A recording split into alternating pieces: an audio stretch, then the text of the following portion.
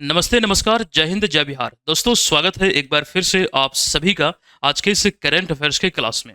26 अगस्त 2025 से संबंधित current affairs के प्रश्नों को आप देखेंगे जिसमें बिहार, राष्ट्रीय और अंतर्राष्ट्रीय तीनों खबरों का संकलन होगा और बिहार के प्रतियोगी परीक्षाओं के लिए तमाम जानकारी हमेशा की तरह जो आगामी प्रतियोगी परीक्षाएं हैं, हमेशा की तरह तमाम जानकारी मैं आपको विस्तृत तौर पर देने वाला हूं।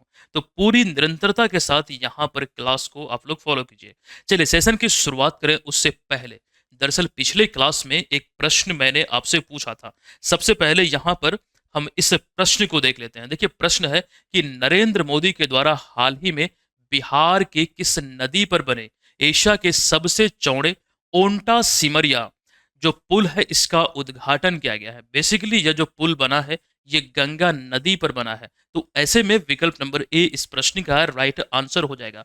अच्छा, ओंटा जो जगह है वो पटना में मोकामा में है और सिमरिया तो बेगूसराय में आप सभी जानते हैं। अच्छा, इसको लेकर जो जानकारी बेसिकली हमने आपको दिया था वो आप यहाँ पर देख सकते हैं। 22 अगस्त को इसका उद्घाटन हुआ है और ये एशिया की सबसे चौड़ी केबल ब्रिज है जो कि आपको ध्यान रखना 34 मीटर है, मेंशन किया गया है। और यह एक्स्ट्रा डोज केबल आधारित तकनीक पर मतलब कह सकते हैं आधारित है। जिस प्रकार से हमने कच्ची दरगाह बिदुपुर पुल के बारे में आपको दिया था, आपको मालूम होगा ये लंबी एक्स्ट्रा डोज केबल आधारित ब्रिज है। एक्स्ट्रा डोज ये एक प्रकार की कैटेगरी होती है, ये चर्चाएं हम आपके बीच कर चुके हैं जो कि आंशिक रूप से उद्घाटन हुआ था नरेंद्र मोदी द्वारा पटना से राघवपुर के बीच। ये चीजें हम चर्चा कर चुके हैं। कच्ची दरगाह बिदुपुर पुल के बारे में, कच्ची दरगाह पटना में एक जगह है। चलिए फिलहाल यहाँ पर आगे बढ़ते हैं, सेशन की शुरुआत करें उससे पहले एक अति महत्वपूर्ण जानकारी ये है कि बिहार में जितने भी एग्जाम आयोजित होने वाले हैं तो उस एग्जाम के पॉइंट ऑफ व्यू से करंट अफेयर्स का एक नया सीरीज यूट्यूब पर स्टार्ट हुआ है। ये एक प्रकार का ऑनलाइन टेस्ट है वीडियो फॉर्मेट में और ये लाइव मोड में प्रत्येक दिन 10 बजे आपको देखने को मिलता है शाम में। ध्यान रखिए 7 पार्ट ऑलरेडी कंप्लीट हो चुका है। इस सीरीज की विशेषता यह है कि इसमें हम आपको पूरे साल का 2025 का कंप्लीट रिवीजन करवा रहे हैं। ठीक है, जनवरी कंप्लीट हो चुका है, हम लोग फरवरी में इंटर कर चुके हैं तो फरवरी का एक दो लेक्चर एक दो क्लास और भी होगा, फिर मार्च में जाएंगे। इस प्रकार से 2025 का पूरा कंप्लीट करेंगे, 2024 का भी 4 से 5 महीने का देखेंगे और इसके अतिरिक्त बिहार स्पेशल का 18 महीने का प्रश्नों का भी रिवीजन हम लोग करने वाले हैं। तो ध्यान रखिएगा प्रत्येक शाम को या फिर रात को 10 बजे से 12 बजे ये 2 घंटे क्लास चलती है। चलिए सभी लोग टाइम पे जुड़िएगा। अब यहाँ पर आते हैं आज के इस क्लास के पहले प्रश्न पे। आपके समक्ष ये प्रश्न है कि अगस्त 2025 में निम्नलिखित में से कहाँ स्पेस हेरिटेज इन इंडिया प्रदर्शनी का आयोजन किया गया। ये प्रदर्शनी का नाम क्या है? तो स्पेस हेरिटेज इन इंडिया। ये बिहार में आयोजित हुआ और बिहार में कहाँ पर? तो पटना में। पटना में कहाँ पर? तो गांधी मैदान के उत्तर पश्चिम क्षेत्र में जो श्री कृष्ण विज्ञान केंद्र है यहीं पर अभी हाल ही में आयोजित हुआ स्पेस हेरिटेज इन इंडिया प्रदर्शनी। आइए यहाँ पर संबंधित तथ्यों को देखते हैं। 23 अगस्त को आपको ध्यान रखना है, नेशनल स्पेस डे के दिन ये यहाँ पर आयोजित हुआ श्री कृष्ण विज्ञान केंद्र में स्पेस हेरिटेज इन इंडिया एक प्रकार का ये प्रदर्शनी है। अच्छा, बेसिकली इस प्रदर्शनी में क्या हुआ, क्या आधारित मतलब किस पर आधारित थी? तो भारत की जो स्पेस यात्रा का इतिहास है इस पर, साथ ही साथ इसरो की जो उपलब्धियां हैं इसमें यहाँ पर इसको प्रदर्शित किया गया। भारत की जो अंतरिक्ष में जो एक प्रकार की उपलब्धियां हासिल हुई है या फिर जो यात्रा रही है अब तक, और साथ ही साथ भारतीय अंतरिक्ष एजेंसी की जो प्रमुख उपलब्धियां हैं उसको दर्शाया गया है। आर्यभट्ट उपग्रह से लेकर अभी हालिया चंद्रयान और गगनयान मिशन तक की झलकियों को भी यहाँ पर दिखलाया गया है और छात्रों और युवाओं को भारत की वैज्ञानिक उपलब्धियों से प्रेरित करना इसका एक मूल उद्देश्य है। ये चीजें भी ध्यान रखिए। अच्छा, चर्चाएं हम कर रहे हैं श्री कृष्ण विज्ञान केंद्र की, तो ये पटना बिहार में एक प्रमुख विज्ञान परिसर केंद्र है जिसे national council of science museum द्वारा संचालित किया जाता है। यही इसका एक प्रकार से बोल सकते हैं अंग है। अच्छा, एक बात और नई अपडेट यह है कि जल्द ही पटना में APJ Abdul Kalam science city का उद्घाटन होने वाला है। कहाँ पर? तो मोइनुल हक स्टेडियम के आसपास वाले क्षेत्र में। ध्यान रखिए एक बहुत बड़ा साइंस सेंटर है बिहार का, जल्द ही इसका उद्घाटन होगा और खबरों में यह भी है कि अगस्त महीने में हो सकती है, ऐसी संभावना है, लेकिन जब होगी तो हम जानकारी आपको अवश्य देंगे। अच्छा, एक बात और यहाँ पर ध्यान रखिए, 23 अगस्त की जो हम चर्चा कर रहे हैं इस दिन की बात करें तो भारत में अंतरिक्ष दिवस के रूप में मनाया जाता है। 2023 में इसकी घोषणा हुई थी। जिस समय आपको ध्यान रखना है, चंद्रयान 3 जो लैंड किया था चंद्रमा पर, उसके बाद घोषणा हुई थी उस स्थान को प्रधानमंत्री नरेंद्र मोदी ने शिव शक्ति पॉइंट कहकर संबोधित किया था और घोषणा हुई थी कि प्रत्येक वर्ष नेशनल स्पेस डे के रूप में मनाया जाएगा। तो 2024 में पहली बार ये दिवस मनाया गया और इस वर्ष 23 अगस्त को 2025 में दूसरी बार मनाया गया है। तो आई होप यहाँ पर ये चीजें क्लियर है। अब बात जो हम कर रहे हैं यहाँ पर इसरो की उपलब्धियों की, तो आइए एक नज़र इसरो की कुछ उपलब्धियों को देखते हैं। अच्छा, उससे पहले वही चीजें यहाँ पर हमने लिखा है कि भारत सरकार ने 23 अगस्त 2024 को पहली बार राष्ट्रीय अंतरिक्ष दिवस घोषित किया। वजह यह थी कि 23 अगस्त 2023 को चंद्रयान 3 ने चंद्रमा के दक्षिणी ध्रुव पर सफलतापूर्वक लैंडिंग किया था और ऐसा करने वाला, साउथ पोल पर पहुंचने वाला भारत है दुनिया का पहला देश। इससे पहले कोई भी देश ये सुदूर प्रांत जो दक्षिणी प्रांत है, जो समान रूप से अंधेरे वाला क्षेत्र है, वहां पर कोई भी नहीं पहुंचा। तो इसलिए 2024 से हर साल 23 अगस्त को यह दिवस मनाया जाता है और 2025 में यह दूसरी बार सेलिब्रेट किया गया है। चलिए, इतना क्लियर है। हम चलते हैं यहाँ पर अगले प्रश्न पे, लेकिन उससे पहले इसी से रिलेटेड कुछ और जानकारी है। देखिए, अभी रिसेंटली 12 अगस्त 2025 को इसी माह भारतीय अंतरिक्ष कार्यक्रम के जनक किन्हें कहा जाता है? आप लोग जानते हैं, विक्रम साराभाई को। इनकी 106वीं जयंती मनाई गई है और आपको बता दूं, इसकी जो स्थापना है ये 15 अगस्त 1969 को इनके ही नेतृत्व में, डॉक्टर विक्रम साराभाई के ही नेतृत्व में किया गया था। तो इसमें एक बड़ा योगदान इनका है, ध्यान रखिए। अब यहाँ पर हम चर्चा करेंगे मिशन चंद्रयान 3 की। इसलिए चर्चा करेंगे क्योंकि जो 14 जुलाई 2023 को लॉन्च हुआ था, और आपको ध्यान रखना है ये जो लॉन्च हुआ 14 जुलाई 2023 को, ये चंद्रमा की सतह पर 23 अगस्त 2023 को लैंड किया था। जब ये लैंड किया था, जिस स्थान पर लैंड किया था उसका लैंडर, उसे आपको ध्यान रखना है। अच्छा, उसकी चर्चा हम करेंगे। यहाँ पर फिलहाल ये बात कर लें कि चंद्रयान 3 जो है ये किस रॉकेट से खास करके लॉन्च हुआ था, तो LV-M3-M4 रॉकेट के जरिए, और इसरो के अध्यक्ष उस समय थे एस सोमनाथ। आइए अब उस पॉइंट पर आते हैं जिसकी हम चर्चा बेसिकली यहाँ पर करने वाले हैं। जो लैंडर जिस स्थान पर लैंड किया था उसे शिव शक्ति पॉइंट कहकर संबोधित किया गया नरेंद्र मोदी द्वारा। बेसिकली यहाँ पर एक बात ये भी समझना है कि उस लैंडर का जो नाम था वो विक्रम था। तो ये जो नाम है विक्रम साराभाई से ही प्रेरित है, यहीं से लिया गया है, जो कि भारतीय अंतरिक्ष कार्यक्रम के जनक कहे जाते हैं। इतना क्लियर है। अब यहां पर आते हैं अगले पॉइंट पे। अच्छा, वर्तमान में इसरो के अध्यक्ष कौन है? तो डॉक्टर वी नारायणन। अब यहां पर ध्यान देने वाली बात यह है, वही चीजें यहां पर हमने लिखा है कि विक्रम साराभाई के नाम पर ही चंद्रयान के लैंडर का नाम क्या है? तो विक्रम है। और यहाँ पर वो चीजें हमने लिखा भी है, 23 अगस्त 2023 को चंद्रयान 3 का विक्रम लैंडर चंद्रमा की सतह पर सफलतापूर्वक लैंड हुआ था और ऐसा करने वाला चौथा देश बना था। लेकिन चंद्रमा के साउथ पोल पर पहुंचने वाला भारत दुनिया का पहला देश है। 26 अगस्त 2023 को प्रधानमंत्री नरेंद्र मोदी ने अपने संबोधन में चंद्रयान 3 का विक्रम लैंडर जहां लैंड किया था उस स्थान को शिव शक्ति पॉइंट कहकर संबोधित किया था। इसी स्मृति में अब ये घोषणा जो हुई थी 23 अगस्त को, ये मनाया जाता है नेशनल स्पेस डे। अब चंद्रयान की बात हो रही है तो एक नज़र ये भी देख लीजिए कि चंद्रयान 1, 2, 3 कब लॉन्च हुआ, लॉन्च जो हुआ किस रॉकेट से हुआ, उस समय इसरो के अध्यक्ष कौन थे, ये चीजें बकायदा यहाँ पर हमने मेंशन किया है, इंपॉर्टेंट है। ठीक है, चलिए इसको ध्यान रखिएगा। आप चाहें तो इसका स्क्रीनशॉट जरूर ले लीजिए। ठीक है, आप लोग ध्यान रखिए, तमाम PDF फाइल भी आपको एप्लीकेशन पे उपलब्ध कराया जाता है डेली बेसिस पर। ठीक है, क्लासेस को अच्छी तरीके से आपकी यहाँ से संचालित करने की दिशा में हमारी टीम पूरी तरह से कार्यरत है। बस आप लोग बने रहिए। चलिए अगला प्रश्न आपके समक्ष है कि अफ्रीकी देश गिनी, या फिर ऐसे बोल सकते हैं कि विदेश में, ब्रैकेट में हमने लिखा है, विदेश में रेल इंजन भेजने वाला या फिर लोकोमोटिव भेजने वाला पहला राज्य कौन बना है, जहां से अगस्त 2025 में पहली खेप में 4 लोकोमोटिव या फिर जो रेल इंजन है वो भेजा गया है। और ऐसा करने वाला अपना बिहार बना है। राइट आंसर होगा, पहला राज्य बिहार है। मडोरा एक जगह सारण में, यहाँ पर जो फैक्ट्री है यहीं से भेजा गया अफ्रीकी देश गिनी में। तो अब यहाँ पर देखिए, इसकी चर्चाएं पहले हम कर चुके हैं कई बार, लेकिन बेसिकली अब ध्यान रखना है कि 140, यहाँ पर कहीं हमने लिखा भी है, हाँ 140 लोकोमोटिव जो है गिनी को भेजा जाएगा। इसके तहत पहले चरण में अगस्त 2025 में 4 भेजा गया गिनी, जो कि वहां पर ट्रेन की पटरियों पर बिहार में बना हुआ इंजन दौड़ेगा। तो ये एक बड़ी उपलब्धि है, ऐसा करने वाला पहला राज्य बना है अपना बिहार। अच्छा, ये रेल जो फैक्ट्री है, डीजल लोकोमोटिव जो फैक्ट्री है, वो बिहार में सारण जिले में एक जगह है, मडौरा, यहीं पर है।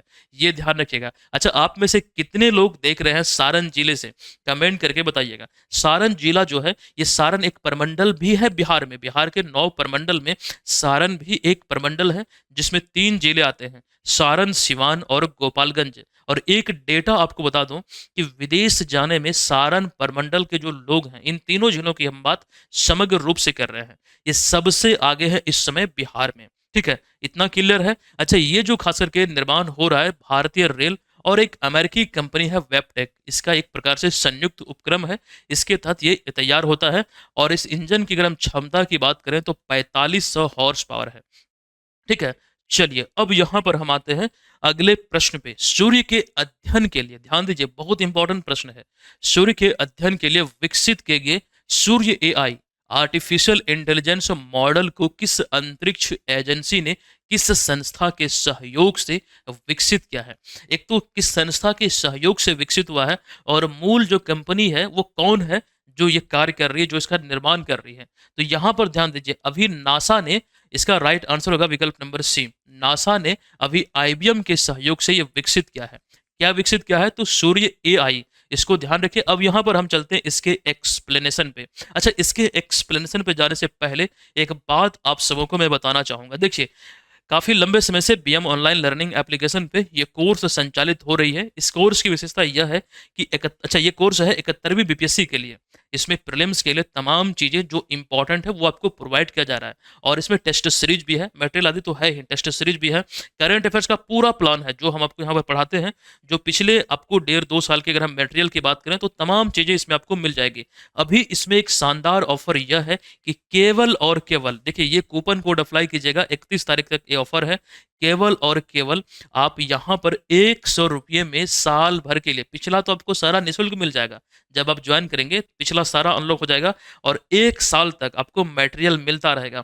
इतनी बड़ी छूट अब तक यहाँ पर हमारे द्वारा नहीं दी गई है, आप सभी के लिए 31 तारीख तक उपलब्ध है। और ध्यान रखिए, जो ऑफर है केवल 500 अभ्यर्थियों के लिए है, लिमिटेड है, कूपन कोड का लिमिटेड इस्तेमाल होगा। ठीक है, कूपन कोड है वेलकम। 500 लोग अगर कूपन कोड का इस्तेमाल कर लेंगे तो फिर आप इसका इस्तेमाल नहीं कर पाएंगे, ये फिर हो सकता है ब्लॉक हो जाए, क्योंकि 500 इसका लिमिट रखा गया है। तो अभी फटाक से एप्लीकेशन को डाउनलोड कीजिए और जल्दी से यही वाले कोर्स को आपको लेना है। इस वीडियो के डिस्क्रिप्शन को चेक कीजिएगा, डायरेक्ट लिंक वहां पर भी मैं आपको दे दूंगा। क्या होगा कि आप मोबाइल में भी और पीसी में, जहां पर भी आपको सहूलियत हो, वहां पर आप इसका इस्तेमाल कर सकते हैं। और टेस्ट जब आप देंगे 71वीं बीपीएससी के लिए, तो रियल टाइम टेस्ट का फील ले पाएंगे, क्योंकि उस प्रकार से हम लोग उसका यूआई डिजाइन किए हैं ताकि बेहतर तरीके से आपको हूबहू ऑनलाइन फील आए, टेस्ट जैसे दिया जाता है। ठीक है, तो वो तमाम सुविधाएं आपको इसमें मिल रहा है। चलिए, फिलहाल जो हम बात कर रहे हैं सूर्य एआई मिशन की, जो कि नासा ने अभी हाल ही में आईबीएम के सहयोग से विकसित किया है, यहाँ पर ध्यान दीजिए इसका उद्देश्य क्या है। चर्चाएं तो यहाँ पर वो लिखी गई सेम टू सेम, लेकिन ध्यान देने वाली बात यह है कि इसका उद्देश्य क्या है। देखिए, अंतरिक्ष मौसम यानी कि स्पेस वेदर की सटीक भविष्यवाणी करना, ताकि सूर्य से उत्पन्न होने वाले सौर तूफानों यानी कि सोलर स्टॉर्म्स के कारण पृथ्वी पर उपग्रह यानी कि सैटेलाइट, इसके अतिरिक्त संचार प्रणाली और विद्युत ग्रिड पर पड़ने वाले नकारात्मक प्रभावों से समय रहते हुए सुरक्षा सुनिश्चित किया जा सके। यानी कि बेसिकली यहाँ पर जो सैटेलाइट है, संचार प्रणाली है, जो विद्युत ग्रिड है, उन सभी की सुरक्षा हो, खास करके जो यहाँ पर सौर तूफान उठता है उससे, मतलब इसी की निगरानी को लेकर समय रहते हुए उसे बचाया जा सके, इसका एक ये उद्देश्य है। और इस एआई मॉडल को प्रशिक्षित करने के लिए नासा ने सोलर डायनेमिक्स ऑब्जर्वेटरी यानी कि एसडीओ द्वारा संकलित जो उसमें डाटा है, लगभग 9 वर्षों का उच्च गुणवत्ता वाले अवलोकन डेटा का उपयोग किया है। मतलब इस एआई को बेहतर तरीके से, मतलब डेटा से एक प्रकार से उसे तैयार करने की दिशा में, एक प्रकार से आप बोल सकते हैं उसके प्रशिक्षण को लेकर, मतलब उसमें वो सारी डेटा डाला गया है, उसे उस तरह से तैयार किया गया है। तो ये तमाम चीज़ें ध्यान रखिएगा। और जिसमें सूर्य की सतह पर उसके मैग्नेटिक फील्ड, कोरोना और सौर विस्फोट आदि सम्मिलित है। अच्छा, सूर्य के संदर्भ में कोरोना का जो अर्थ है वो क्या है? ये बेसिक सा एक पॉइंट है। मुझे लगता है कि एग्जाम में पूछा गया होगा, मैं श्योर नहीं हूँ, इसलिए यहाँ पर मैं बता रहा हूँ कि शायद मुझे लगता है पूछा जरूर गया होगा। एक इंपॉर्टेंट टर्म है, अगर आप में से किन्हीं को पता है, मैं अगली क्लास में आपको बताऊंगा, आप लोग बताइएगा, देखते हैं कितने लोगों को पता है। ठीक है, चलिए फिलहाल हम इसे स्किप करते हुए आते हैं अगले प्रश्न पे। देखिए, बात यहाँ पर नासा की हो रही है। पिछले बार आपके बीपीएससी वाले एग्जाम में एक एक कार्यक्रम है नासा का, आर्टेमिस कार्यक्रम, जिसमें कि आपको ध्यान रखना है कि भारत जो है आर्टेमिस समझौते पर हस्ताक्षर करने वाला 27वां देश बना था। ये चर्चाएं विस्तार में हमने किया था और वहां पर आर्टेमिस कार्यक्रम से संबंधित प्रश्न पूछा गया था और भारत के ही संदर्भ में था। हालांकि एग्जैक्ट मुझे ध्यान नहीं आ रहा, लेकिन प्रश्न पूछा गया है। उसी प्रकार से नासा का एक और कार्यक्रम है, एक और मिशन है, ट्रेसर्स, ये ध्यान रखिए। तो कोई भी चीजें इससे पूछा जा सकता है। जैसे आर्टेमिस से संबंधित बहुत सारी जानकारी हमने बतलाया था, मुझे याद है कि प्रश्न बना है। ठीक है, उसी प्रकार से ट्रेसर्स को लेकर ये ध्यान रखिएगा। यहां पर आपको बता दूं, ये जो मिशन है नासा का है, लेकिन इसमें एक यूनिवर्सिटी है, यूनिवर्सिटी ऑफ आयोवा, इसके सहयोग से यह संचालित हुआ है। और जो स्पेस एक्स का फॉल्कन 9 रॉकेट है, इसके माध्यम से इसे लॉन्च किया गया है। कहां से लॉन्च किया गया है? वेडनबर्ग स्पेस फोर्स स्टेशन, जो कैलिफोर्निया में है, अमेरिका में, यहां से। तो ये ट्रेसर्स मिशन को लेकर ध्यान रखिए, 23 जुलाई को पिछले ही महीने में लॉन्च हुआ है। देखिए, अगला प्रश्न है कि 18वें अंतरराष्ट्रीय प्रश्न है, 18वें अंतरराष्ट्रीय पृथ्वी विज्ञान ओलंपियाड, यानी कि इंटरनेशनल अर्थ साइंस ओलंपियाड, अर्थात IESO 2025 में भारत के लिए स्वर्ण और रजत पदक किसने जीते हैं? देखिए, जो प्रश्न है कि एक स्वर्ण और एक रजत, कुछ भी मेंशन नहीं है, तो यहाँ पर मान के चलिए एक स्वर्ण और एक रजत की बात हो रही है। तो ऐसे में यहाँ पर ध्यान दीजिएगा, इस प्रश्न का जो राइट आंसर यह है विकल्प नंबर बी, यानी कि रेयांश गुप्ता इसका करेक्ट आंसर हो जाएगा। आइए इसको लेकर जो कंप्लीट जानकारी है वो यहाँ पर आपको दे दें। फिलहाल आपको बता दूं कि 18वां पृथ्वी विज्ञान जो ओलंपियाड है, ये चाइना में आयोजित हुआ और लुधियाना पंजाब के छात्र रेयांश गुप्ता ने इस प्रतियोगिता में शानदार प्रदर्शन करते हुए एक गोल्ड मेडल और एक सिल्वर मेडल अपने नाम किया है। अच्छा, इतना ही नहीं, इसमें एक और विशेष पुरस्कार भी इन्हें मिला है। और ये पुरस्कार कौन सा है? तो यहाँ पर आप देख सकते हैं कि विशेष पुरस्कार जिम रिपोर्टर अवार्ड से भी उन्हें सम्मानित किया गया। आप यहाँ पर, अच्छा, यहाँ पर तस्वीर में अगले स्लाइड में हमने रखा है, वो चीज़ें हम देखेंगे। फिलहाल इस ओलंपिक की अगर हम बात करते हैं तो 8 पदक यहाँ पर भारत ने अपने नाम किया है।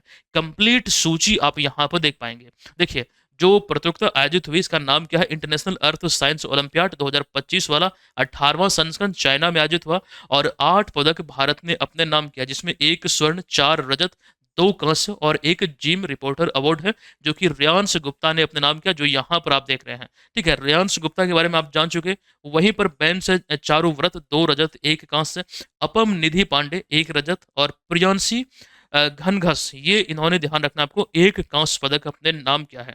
तो कुल मिला के आप काउंट कर लीजिए, 1 1 2 1 3 2 5 1 6 1 7 और 1 8।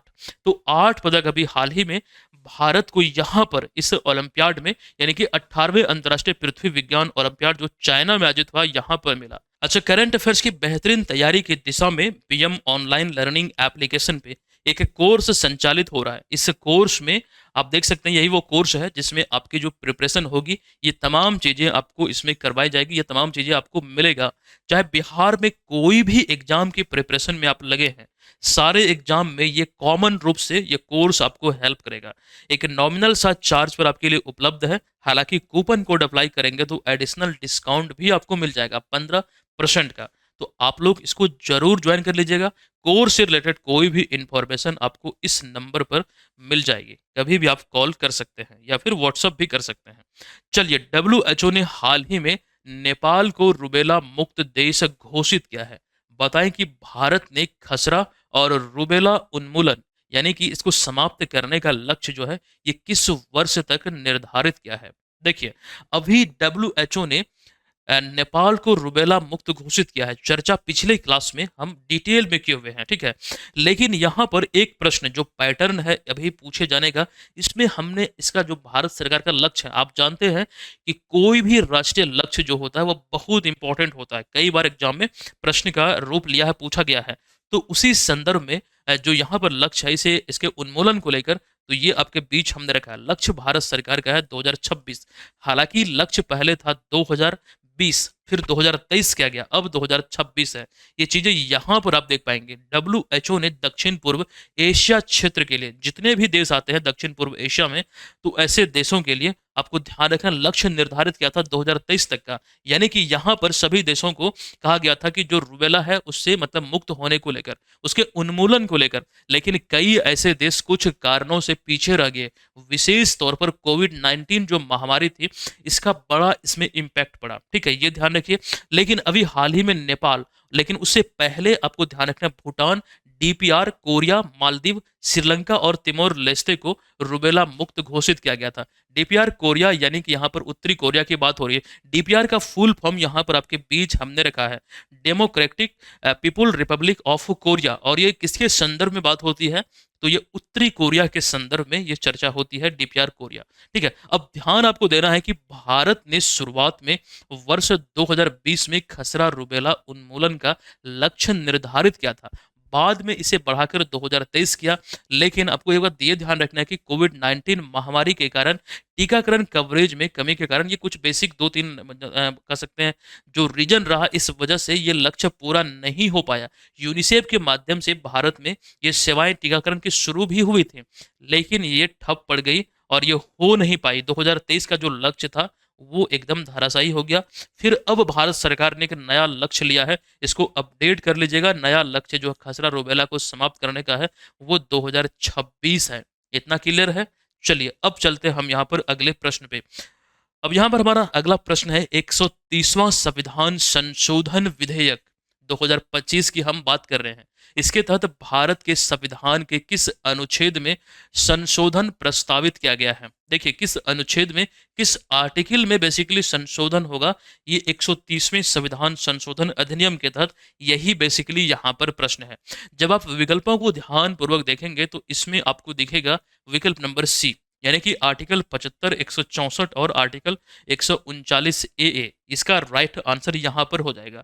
आइए संबंधित तथ्यों को थोड़ा विस्तार में समझते हैं। यहाँ पर आपको बता दूं कि इस विधेयक को 20 अगस्त 2025 को लोकसभा में, जो संसद का निचला सदन है, यहाँ पर गृह मंत्री अमित शाह द्वारा पेश किया गया और इसे अब संयुक्त संसदीय समिति यानी कि ज्वाइंट पार्लियामेंट कमेटी को भेजा गया है। बेसिकली ये तो ध्यान रखना है कि 20 तारीख को लोकसभा में पेश किया गया। अब यहाँ पर ध्यान देने वाली बात यह है कि जो 130वां संविधान संशोधन है, बेसिकली 3 संवैधानिक प्रावधानों जैसे कि अनुच्छेद यानी कि आर्टिकल 75, 164 और 300 नहीं बल्कि 239 AA में संशोधन को लेकर लाया गया है। अब यहाँ पर संशोधन को जो मतलब बात करें तो उद्देश्य इसका क्या है? जो बिल लाया गया है, जो विधेयक है, इसका उद्देश्य क्या है? तो ध्यान दीजिए, प्रधानमंत्री, मुख्यमंत्री या फिर अन्य मंत्री जो गंभीर अपराध के या फिर गंभीर अपराध की संज्ञा में या फिर उस मामले में आपको ध्यान रखना 5 वर्ष या फिर उससे अधिक की सजा पाते हैं और ऐसी स्थिति में लगातार 30 दिनों तक हिरासत में अगर रहते हैं तो उन्हें स्वतः पद से मुक्त माना जाएगा। ये एक प्रकार का इसमें प्रावधान है। ध्यान दीजिएगा, कोई भी चाहे मुख्यमंत्री हो, प्रधानमंत्री हो, चाहे कोई भी मंत्री अगर है, अगर उसे 5 वर्ष या फिर अधिक की सजा हुई है और लगातार 30 दिनों तक हिरासत में रहते हैं तो उन्हें स्वतः पद से हटा दिया जाएगा। ये ध्यान रखिए।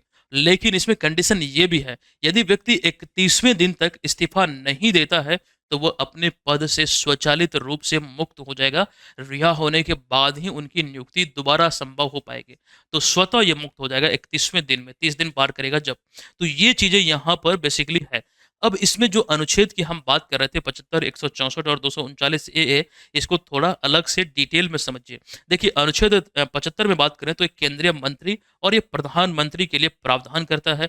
फिर 164 की बात करें तो राज्यों के मुख्यमंत्री और संबंधित मंत्रियों के लिए उपलब्ध है। और वहीं पर 239 AA की बात करें तो ये दिल्ली सरकार के लिए यहाँ पर इस कानून में जो बातें कही गई है इसका एक प्रकार से प्रावधान करता है। तो ये चीजें बेसिकली फिलहाल यहाँ पर ध्यान रखिए, कानून बोले या फिर विधेयक को लेकर यहाँ पर प्रावधान किया गया है। चलिए इतना क्लियर है।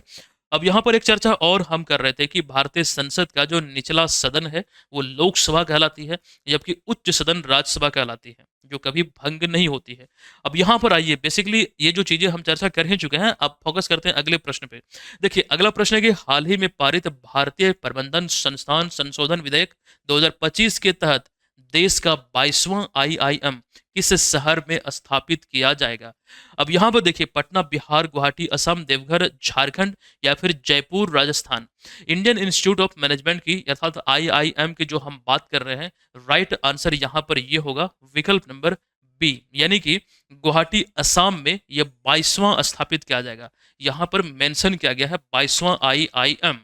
चलिए, विकल्प नंबर बी राइट आंसर है। फिलहाल इसमें हम ज्यादा चर्चा नहीं करेंगे। आते हैं अगले प्रश्न पे।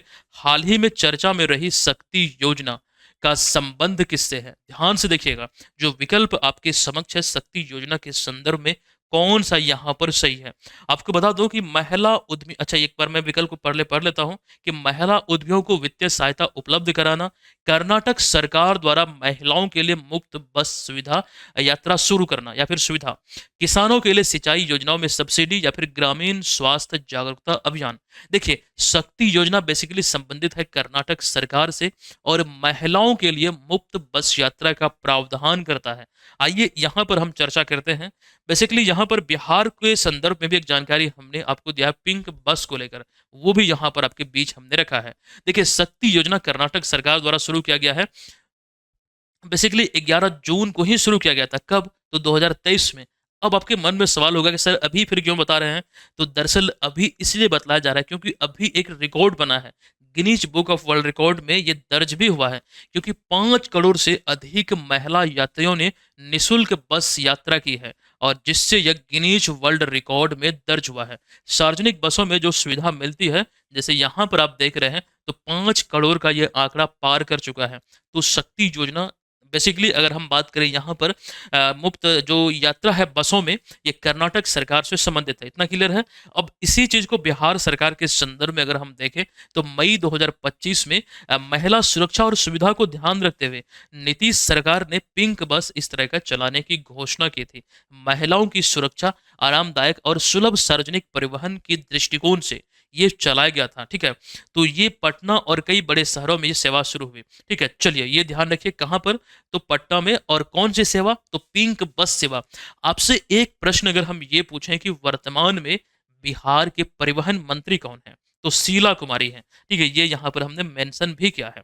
चलिए आते हैं अगले प्रश्न पे कि भारतीय फिल्म महोत्सव का आयोजन हाल ही में अगस्त 2025 में श्रीलंका में किस स्थान पर किया गया?